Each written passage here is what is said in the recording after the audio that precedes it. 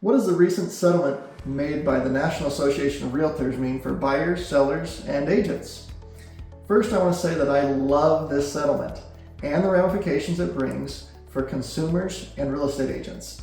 I think the NAR is going to be crushed by this. Most agents will be scrambling to figure out how to navigate the new landscape, and buyers and sellers will be able to determine fees more fairly. Let's start with those that will be affected the least by these changes: home sellers. So what are the pros and cons of how this is going to affect sellers?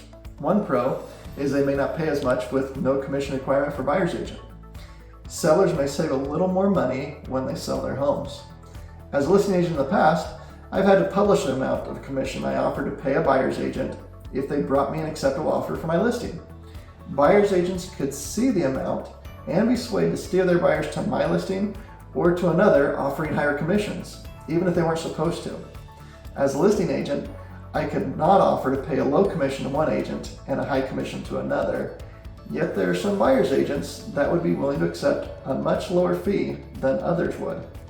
And it doesn't make sense for the seller to have to pay them more than they're worth.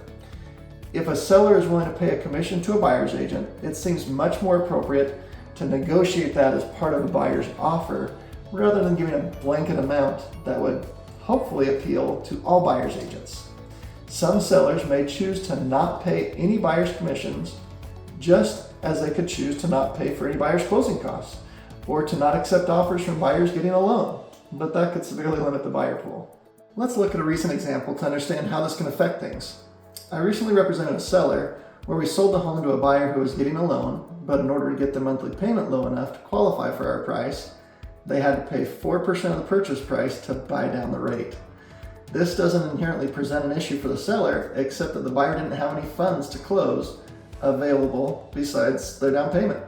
So the sellers had to determine if they would consider paying 4% for the buyer to buy down their rate or wait for another buyer. In that situation, we negotiated a price high enough to allow for the 4% to be paid by the seller for the buyer, and it would not have been necessary to give a blanket offer to pay 4% for every buyer's closing costs. But with this particular buyer's offer, it made sense to the seller. Sellers will not have to agree upfront to pay a buyer agent's commission, but we will see just how common it is for buyers to request that the sellers pay their buyer agent's commission as part of their offer negotiations. Another pro for sellers is there may not be as many buyers represented by an experienced agent. If the sellers can hire a great agent to work on their behalf, and many buyers choose to be unrepresented, the sellers will be at a major advantage when negotiating price, terms, and repair requests. One con for sellers is that there may be more transactions that will fall out of escrow without buyer representation.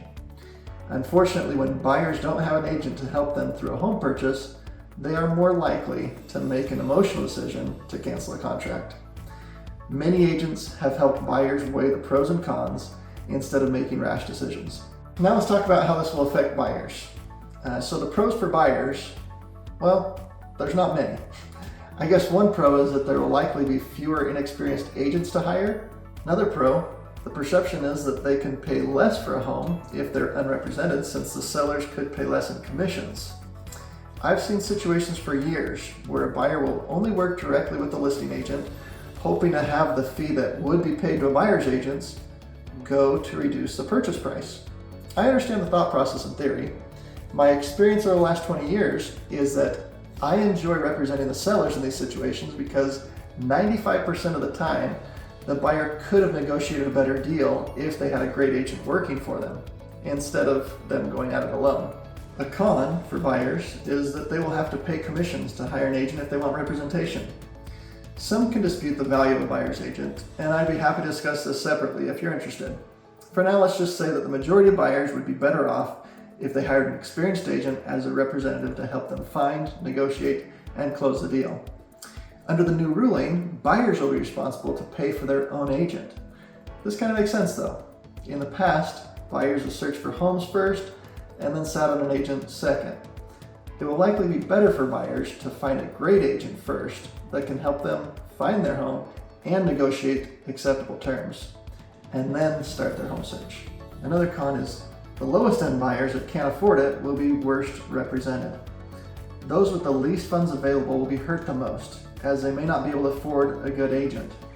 I expect that the buyer's agent's fees can be negotiated to be paid for by the sellers, but it offers an additional hurdle for buyers who are already struggling to afford homes with high prices and high interest rates. So, what are the pros and cons for agents? Some of the pros are listing agents don't have to negotiate a buyer agent commission. For years, listing agents have had to determine what amount of commission would suffice to encourage buyer's agents to bring their buyers and write offers. Not the case moving forward. Another pro is many agents will likely leave the business and there will likely be fewer agents getting their license. The easiest start for less experienced agents was to work with buyers, in large part because the vast majority of agents would be compensated whatever amount the listing agent offered to pay them through the MLS. Buyer agents usually didn't have to show their value and negotiate a fee with their buyer. To many buyers, an agent representing them did not cost them anything, so buyers didn't necessarily shop around for who could help them the best. They mostly focused on finding the right home and maybe who they enjoyed being with as they toured homes. Newer agents will likely struggle to convince a buyer to pay them as they learn how to do their job. Maybe this will have the added benefit of raising the bar for real estate agents. A con for agents might be that buyer agents have to negotiate their commission with buyers and possibly also sellers. I think most agents are freaking out right now about this and how it's going to affect their business.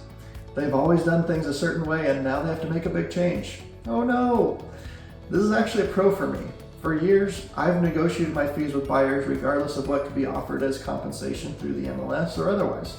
This made sense to me, to charge my client for my services, even though in most cases, if not all, my fee was covered by the listing agent's offered compensation.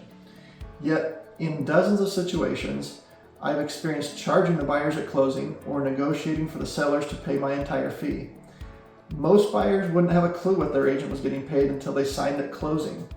Having clear expectations with my clients and informing them before writing an offer what to expect for my payment and their total fees seemed to make more sense to me. Over the last 20 years, I've worked with most buyers through a buyer-broker employment agreement. It was surprising to me how the vast majority of agents would shy away from ever having a discussion with buyers about how they're compensated, other than saying that the sellers pay their commissions. How does this settlement affect the National Association of Realtors? The NAR has been fighting hard to avoid this change. But why? It boils down to one thing: money.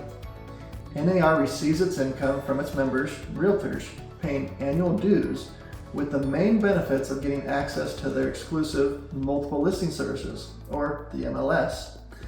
There are two ways that this could crush the NAR's income: the value of the MLS and the number of agents. NAR was fighting hard to preserve their value to agents paying membership fees for access to the MLS because it guaranteed payment to buyer's agents to bring buyers to the listings, regardless of whether the agent had ever sold a home before or was the number one agent. If agents don't have to use the NAR's sponsored MLS systems, there may be new and less expensive alternatives for agents to market homes and less of a need to be a realtor. What might hurt NAR even more is the number of agents in general. These changes could make it more challenging for many people to be real estate agents and deter many from getting a license. I think this could greatly decrease NAR's income. If the National Association of Realtors was going to crumble, this ruling will be the cause. If you have any questions or comments about how this could affect you as a home buyer, a home seller, or an agent, feel free to reach out. I'm Rob Hale, the Elite Results Team Leader, and I'm excited for what's to come.